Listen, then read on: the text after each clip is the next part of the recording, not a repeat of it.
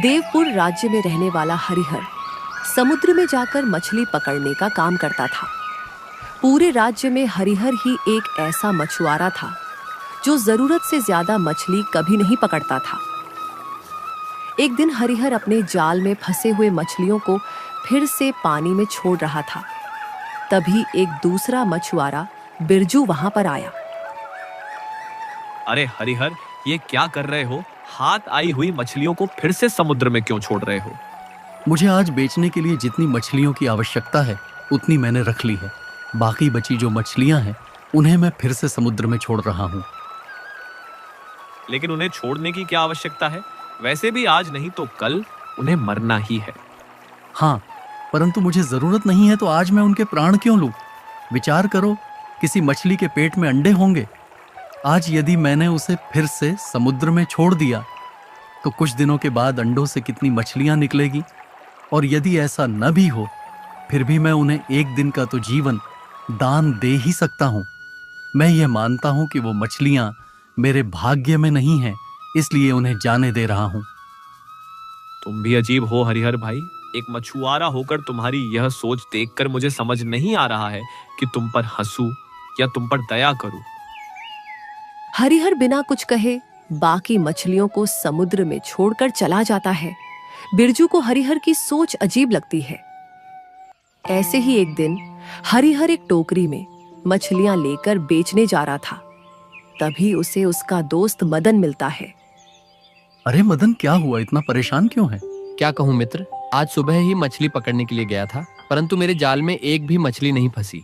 आज यदि मैंने मछलियां नहीं बेची तो घर के लिए अनाज नहीं खरीद पाऊंगा, और यदि अनाज नहीं मिला तो परिवार वालों को भूखे पेट रहना पड़ेगा। क्या करूं, कुछ समझ ही नहीं आ रहा है। अरे बस इतनी सी बात। ये लो, मेरे टोकरी में जितनी मछलियां हैं उसकी आधी तुम ले लो और उन्हें बेचकर अनाज खरीद लेना। लेकिन तुम तो पहले ही अपनी आवश्यकता के अनुसार थोड़ी ही मछलियां पकड़ते हो। अब आधी मैंने ले ली तो तुम्हारा तो नुकसान हो जाएगा। बात नफा नुकसान की नहीं है मित्र। यदि मैं अपने मित्र की समस्या में उसकी सहायता नहीं कर पाया तो मेरी मित्रता किस काम की? आज तुम आधी मछलियां ले लो, दोनों थोड़ा थोड़ा धन प्राप्त कर लेंगे। कल फिर कदाचित हमें ज्यादा धन की प्राप्ति हो। तुम्हारा बहुत बहुत धन्यवाद मित्र। आज यदि तुम नहीं मिलते तो मेरे परिवार को भूखा रहना पड़ता। मदन हरिहर की आधी मछलियां लेकर चला जाता है।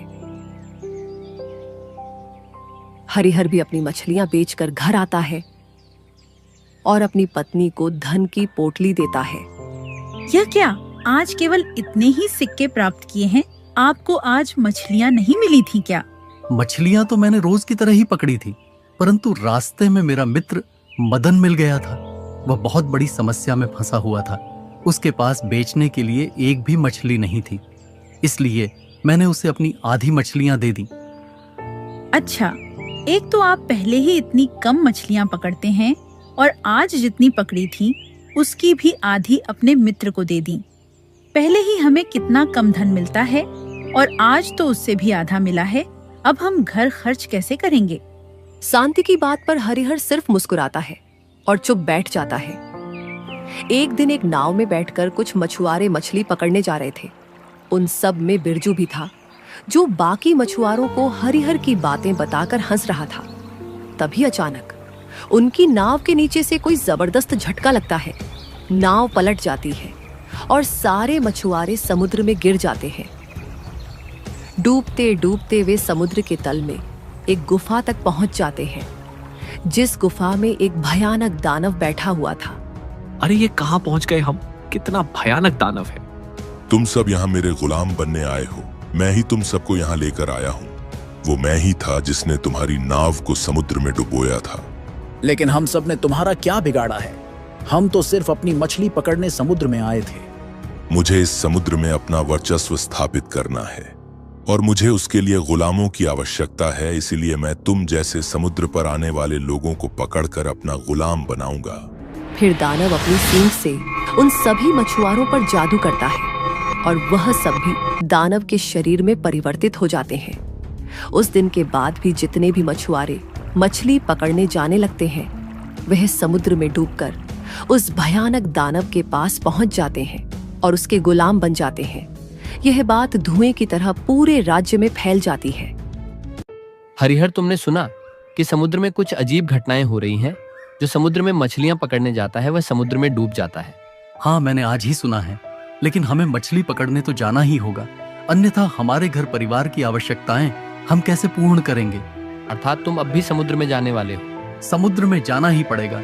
जितना धन प्राप्त किया था वह तो समाप्त हो गया है। अब आगे के दिनों के लिए धन का संचय तो करना पड़ेगा। नहीं नहीं, अब मैं आपको समुद्र में नहीं जाने दूंगी। यदि आप भी समुद्र में डूब गए या आपको कुछ हो गया तो मैं क्या करूंगी? शांति, यदि मैं नहीं गया तो फिर घर में अन्न कहाँ से आएगा?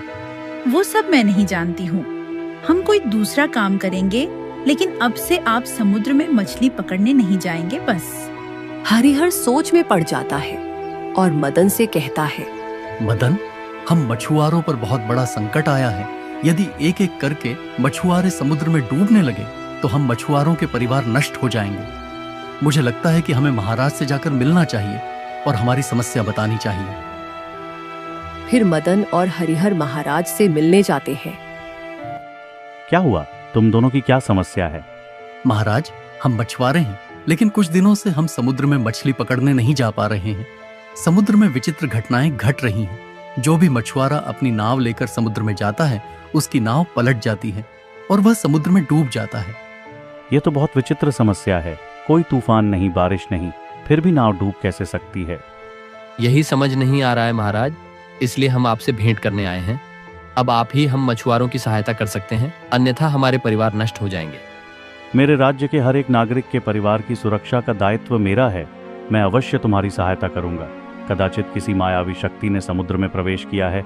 मुझे अपने गुरुदेव की सहायता लेनी होगी।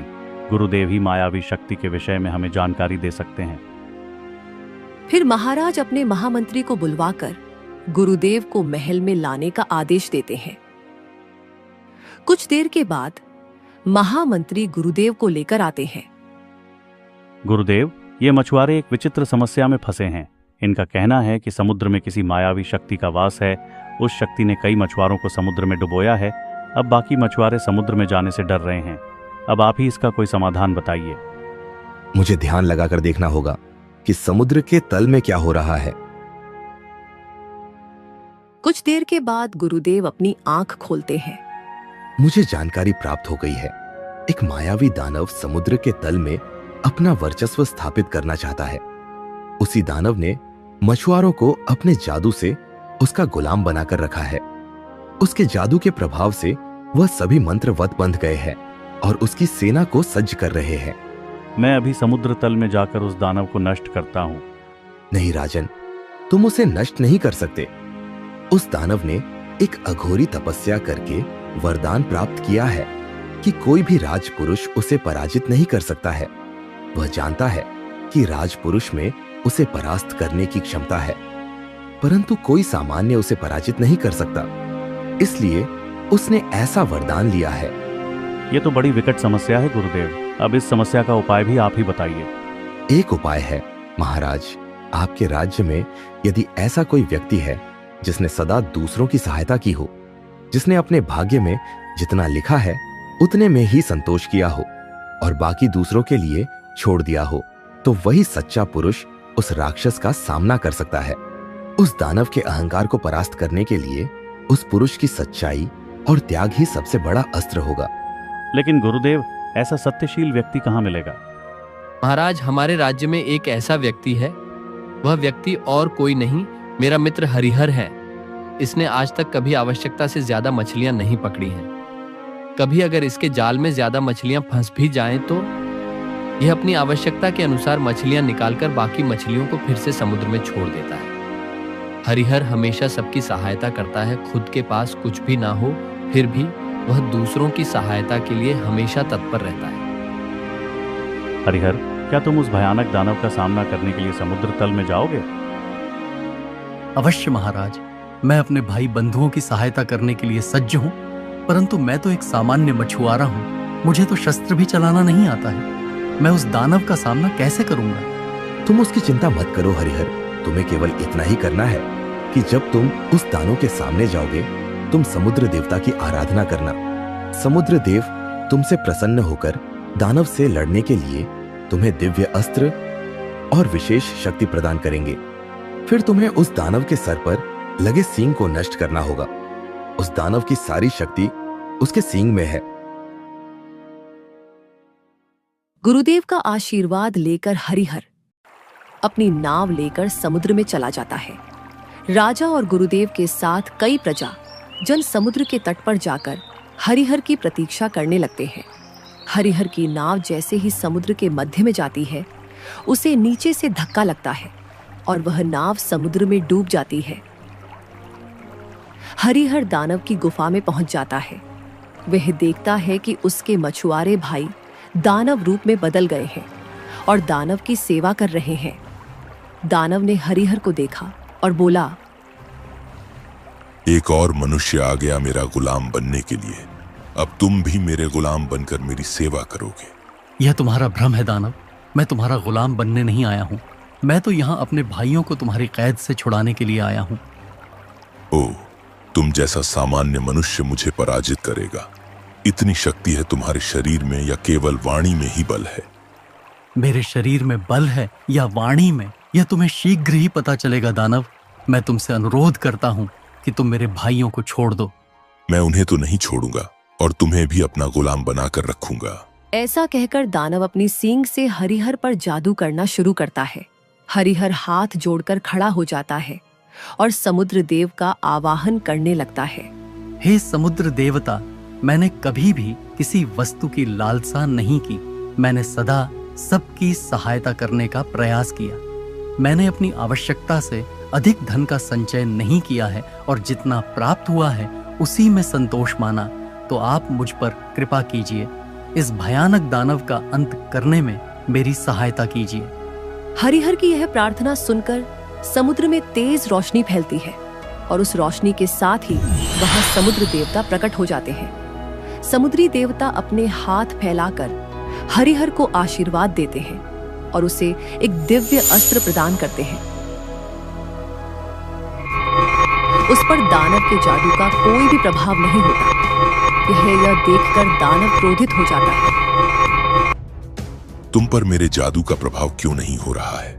तुमने मुझे क्रोधित कर दिया है। तुम कोई सामान्य नहीं हो और अब मैं तुम्हें जीवित नहीं रख सकता हूँ। दानव हरिहर पर प्रहार करने के लिए भागकर उसके पास आता है और हरिहर के सर पर अपने गदा का प्रहार करता है, परंतु हरिहर का शरीर वज्र का बन चुका था, इसलिए दानव के शक्तिशाली प्रहार का उस पर कोई भी प्रभाव नहीं हो रहा था।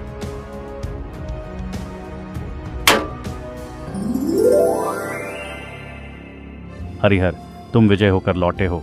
तुम्हारे कारण हमारे राज्य पर जो संकट आया था वह समाप्त हो गया है। तुम सत्य में एक सच्चे और ईमानदार पुरुष हो। यह तो मेरा कर्तव्य था महाराज। हरिहर, मैं तुम्हें उपहार स्वरूप एक नई नाव, सभी सुविधाओं से सज्ज एक भवन और स्वर्ण मुद्राएं देता हूँ। नहीं महाराज, मुझे इन सब की आवश्यकता नहीं है। मेरे पास जितना है उसमें खुश हूँ। यदि आपको मेरे लिए कुछ करना ही है तो हम मछुआरों के लिए समुद्र पर एक स्थान निर्माण कीजिए, जहां हम पकड़ी हुई मछलियों को सुरक्षा पूर्वक रख पाए। और हमारी नौका टूट गई है, उन्हें फिर से ठीक करने के लिए हमें धनराशि दें। तुम सच में अद्भुत हो हरिहर।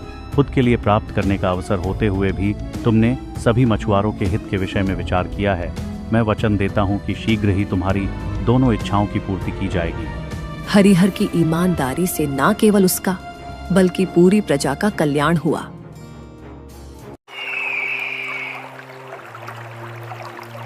सुबह से जाल डाले बैठा हूं, अब तक एक भी मछली हाथ नहीं लगी। लगता है आज खाली हाथ ही लौटना पड़ेगा।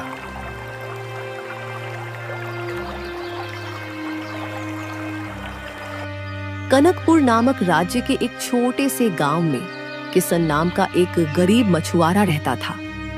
किसन की एक बेटी भी थी, जो थी तो अंधी पर दिखने में बहुत सुंदर थी। क्या बात है किसन, इतने परेशान क्यों हो? क्या हो गया? क्या बात है बताओ।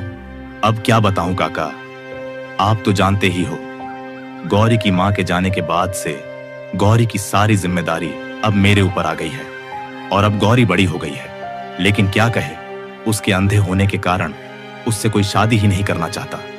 अब तुम ही बताओ, ऐसे में मैं करूं तो क्या करूं? किसन, तुम चिंता मत करो, ऊपर वाला हमेशा हमारी परीक्षा लेता है। ऐसे में हमें हिम्मत से काम लेना चाहिए, हार नहीं मानना चाहिए है। हाँ, शायद तुम ठीक कहते हो काका। मुझे सब कुछ ऊपर वाले पर ही छोड़ देना चाहिए। अब जो किस्मत में होगा उसे कौन बदल सकता है। इतना कहकर किशन नदी किनारे मछलियां पकड़ने चला जाता है। हे ऊपर वाले, मेरी बेटी की किस्मत का दरवाजा तू ही खोल। यह कहकर किशन मछली पकड़ने लगता है। धीरे धीरे शाम होने लगी। किशन के जाल में थोड़ी बहुत ही मछलियां फंसी हुई थी। आज तो इतनी कम मछलियां हाथ आई हैं। इन्हें बेचकर तो केवल एक समय का ही खाना बन सकता है। यह सोचते हुए किशन मछलियां बेचने बाजार जाता है। मछलियां ले लो, मछलियां, ताजी ताजी मछलियां ले लो, अभी अभी लेकर आया हूं। ले लो, ताजी ताजी मछलियां ले लो। किशन मछलियां बेचकर वापस अपने घर चला आता है। घर पहुंचकर उसने देखा कि गौरी चेहरे में उदासी लिए बाहर बैठी थी। गौरी बेटी, मैं घर आ गया। पिताजी, आप आ गए? आपने आज आने में बहुत देर कर दी। आपको तो पता है ना, मैं अकेले कहीं आज जा नहीं सकती हूँ। अरे बेटा, वो क्या है ना कि आज मछलियां हाथ ही नहीं आ रही थी, इसीलिए थोड़ा देर हो गई। तू चिंता मत कर, कल से तू भी मेरे साथ चलना। इस तरह ना तुझे मेरी चिंता रहेगी और ना मुझे तेरी चिंता रहेगी। क्यों बेटा? हाँ पिताजी, यह ठीक रहेगा।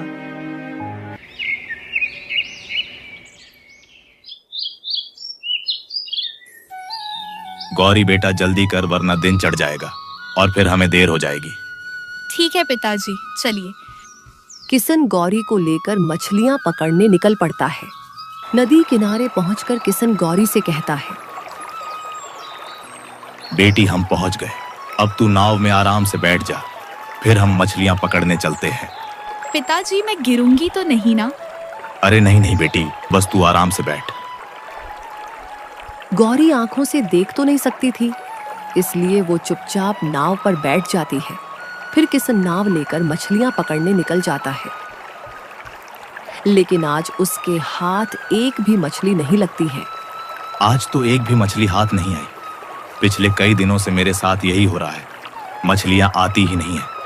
अगर ऐसा ही चलता रहा तो मैं और मेरी बेटी तो दोनों भूखे मर जाएंगे। किशन यह सोच ही रहा था कि तभी वहां किशोर नाम का एक दूसरा मछुआरा अपनी नाव लेकर किशन के पास आता है। अरे किशन भाई, आज किसे साथ लेकर आए हो? ये कन्या कौन है? ये मेरी बेटी है गौरी। अच्छा, ये तुम्हारी बेटी है जो अंधी है ना? हाँ, वैसे खूबसूरती में तो ऊपर वाले ने कोई कमी नहीं की है, बस लगता है आंखें देना भूल गया। किशोर भाई, यह तुम कैसी बातें कर रहे हो? देखो, ऐसा है कि मेरी बेटी चाहे जैसी भी हो, मेरे लिए सबसे सुंदर और सबसे अच्छी है, समझे? अच्छा ठीक है भाई, मैं समझ गया। इसमें गुस्सा करने वाली कौन सी बात है? मैं तो बस मजाक कर रहा था। अगर तुम्हें बुरा लगा हो तो मैं यहाँ से चला जाता हूँ। किशोर और किशन की बातों से गौरी मन ही मन उदास हो जाती है। तभी किशन उससे कहता है, बेटी गौरी, क्या हो गया? तुम चुप क्यों हो गई? देखो बेटा, इन जैसों की बातों पर ध्यान बिल्कुल मत दो। अरे इनका तो काम ही होता है दूसरों की बातें सुनना, दूसरों की बातों पर हंसना, मजाक बनाना। इनकी बातों पर ध्यान मत दो, है ना बेटा? पिताजी, मैं ठीक हूँ, मुझे फर्क नहीं पड़ता दुनिया क्या कहती है। आप मुझसे प्यार करते हैं, मेरे लिए यही बहुत है। हाँ, शाबाश मेरी बेटी, तेरी यह सोच मुझे बहुत अच्छी लगी। बेटी, मैं नाव किनारे पर ले चलता हूँ, फिर मैं तेरे लिए जंगल से फल तोड़ कर लाता हूँ, फिर दोनों बाप बेटी मिलकर खाएंगे।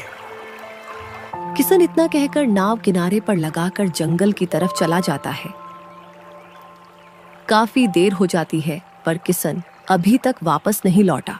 पिताजी, लगता है पिताजी अब तक नहीं आए। पर पिताजी को इतनी देर क्यों लग रही है?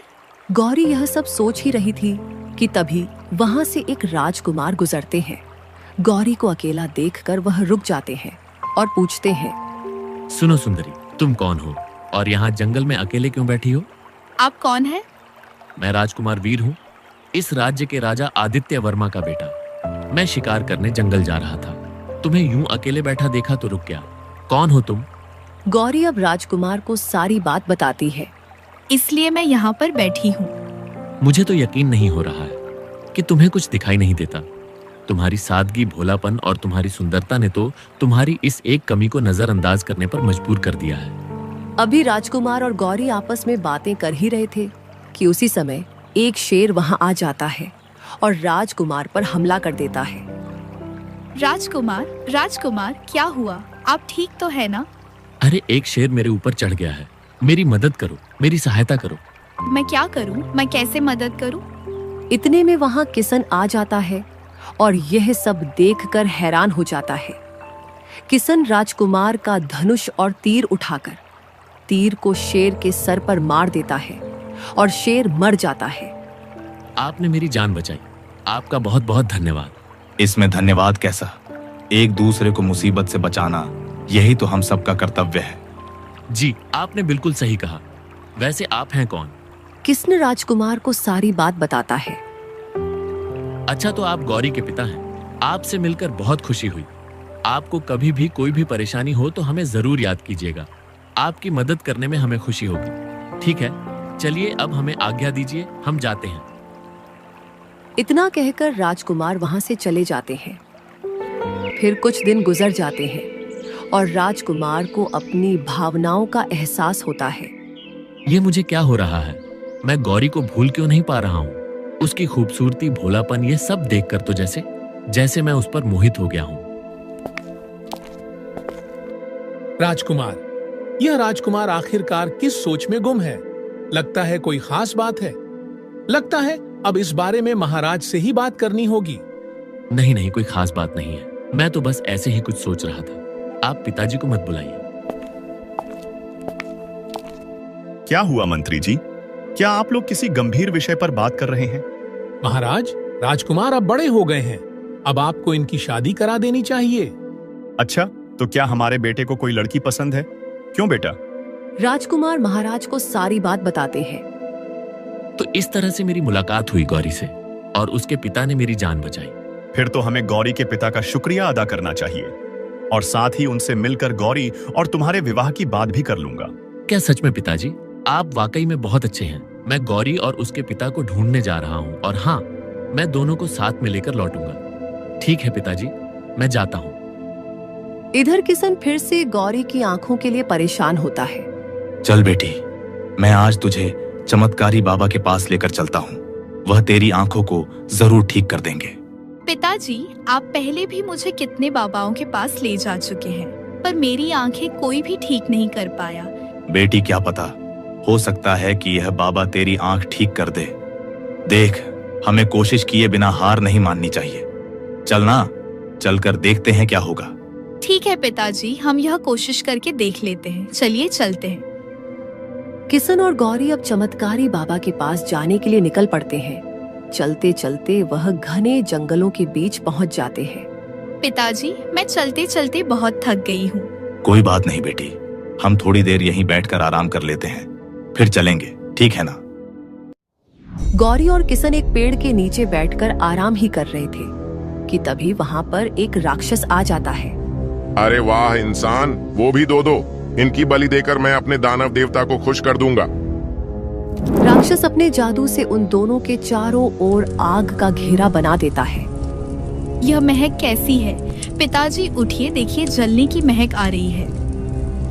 बेटी, हमारे चारों तरफ तो आग लगी है, पर आग यहाँ लगी कैसे? यह आग मैंने लगाई है। तुम दोनों की बलि देकर मैं अपने दानव देवता को खुश करूंगा। राक्षस यह कहकर वहां से चला जाता है। बेटी तू डर मत, मैं कुछ करता हूँ। किसन को कुछ समझ नहीं आता। जैसे तैसे वो छलांग लगाकर आग के घेरे से बाहर निकल आता है।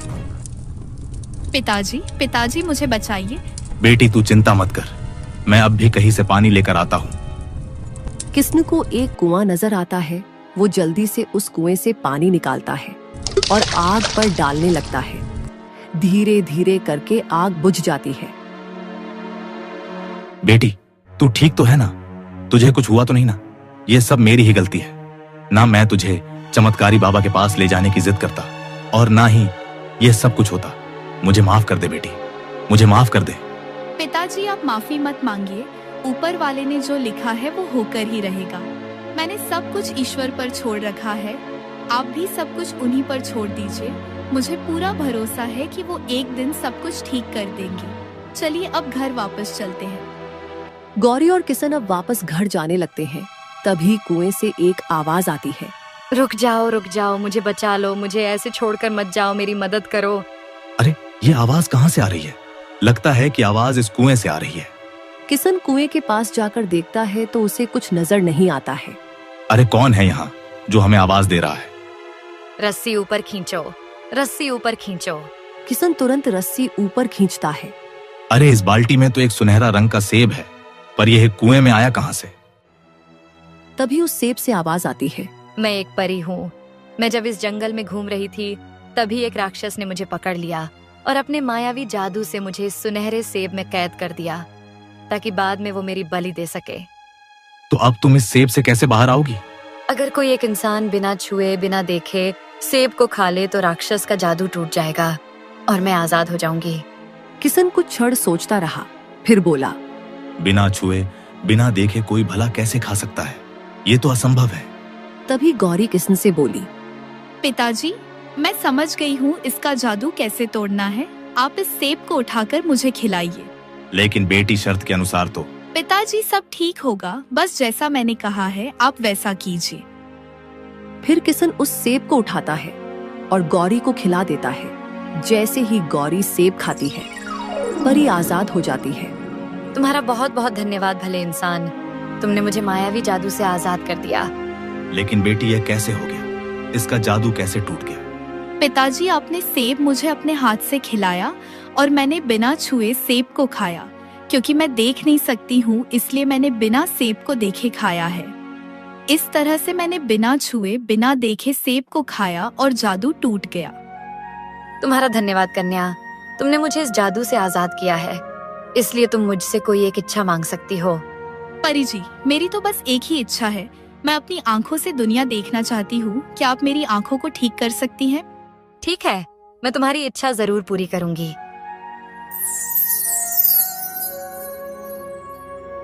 पिताजी, मुझे सब कुछ दिखाई दे रहा है। पिताजी देखिए ना, मेरी आंखें एकदम ठीक हो गई। अरे परी जी, आपका बहुत बहुत शुक्रिया। आपने मेरे जीवन भर की चिंता को एक पल में छू मंत्र कर दिया। मैं कैसे आपका धन्यवाद करूं?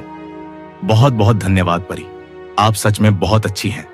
देखा पिताजी, मैं कहती थी ना कि आप सब कुछ ऊपर वाले पर छोड़ दीजिए, वह सब ठीक कर देगा। और आज देखिए, ऊपर वाले ने परी के रूप में मेरी आंखें ठीक कर दी। गौरी बेटी, तू बिल्कुल ठीक कह रही है। अगर ईश्वर पर सच्चा विश्वास किया जाए तो वह खाली नहीं जाता है।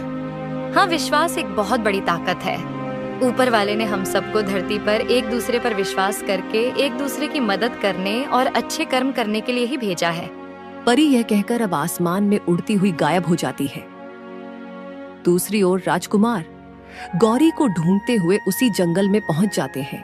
इतनी देर से मैं गौरी की तलाश कर रहा हूँ, पर अब तक तो उसका कोई पता ही नहीं चला। आखिरकार वह रहती कहाँ होगी? राजकुमार यह सब सोच ही रहे थे कि तभी रास्ते में उन्हें किशन और गौरी मिल जाते हैं। अरे गौरी, मैं कब से तुम्हें ढूंढ रहा था। अच्छा हुआ जो तुम मुझे मिल गई। अरे राजकुमार, आप यहाँ सब कुछ ठीक तो है ना? हाँ, सब कुछ ठीक है। मैं आप दोनों को ही ढूंढ रहा था। देखिए, मैं आपसे कुछ कहना चाहता हूँ। मुझे आपकी बेटी गौरी बहुत पसंद है। क्या आप अपनी बेटी का विवाह मुझसे करेंगे? लेकिन राजकुमार, मेरी बेटी तो अंधी है। क्या आप एक अंधी लड़की से शादी करेंगे? देखिए, गौरी की इस एक कमी से मुझे कोई फर्क नहीं पड़ता। इंसान के मन की दृष्टि ही सब कुछ होती है। अपने पिता की बात सुनकर गौरी चुपके से उससे कहती है, पिताजी, आप राजकुमार से झूठ क्यों बोल रहे हैं? उन्हें क्यों नहीं बता रहे कि अब मेरी आंखों की रोशनी ठीक हो गई है? अरे बेटी, मैं तो राजकुमार की परीक्षा ले रहा था। ये आप दोनों क्या बातें कर रहे हैं? उससे पहले मैं आपको कुछ बताना चाहता हूँ। किशन राजकुमार को सारी बात बताता है। क्या सच में गौरी की आंखों की रोशनी ठीक हो गई? अरे वाह, ये तो बहुत ही अच्छी बात है। हाँ राजकुमार, मैं तो बस आपकी परीक्षा ले रहा था। देखना चाहता था कि आप मेरी बेटी की कमी के साथ उसे अपनाते हैं या फिर नहीं। क्योंकि जीवन केवल ऊपरी दिखावे या सुंदरता से नहीं चलता, बल्कि एक दूसरे की कमियों को भी अपनाना पड़ता है। हाँ, ये बात आप ठीक कह रहे हैं। मैं सच कहूं तो मुझे गौरी की अच्छाई, इसकी सादगी, इसका भोलापन ही बहुत पसंद आया। अगर इसकी आंखें वापस ना भी आती तो भी मैं गौरी से ही विवाह करता और हमेशा इससे प्रेम करता। अब राजा राजकुमार और गौरी की धूमधाम से शादी करा देते हैं और दोनों खुशी खुशी राजमहल में एक साथ रहने लगते हैं। इंसान अपने तन की सुंदरता से नहीं बल्कि मन की सुंदर से अच्छा बनता है, और जो मोहब्बत मन की सुंदरता देखकर की जाती है वही जीवन भर चलती है। वहीं तन की सुंदरता समय के साथ साथ खत्म होने लगती है और साथ ही मोहब्बत को भी मिटा देती है।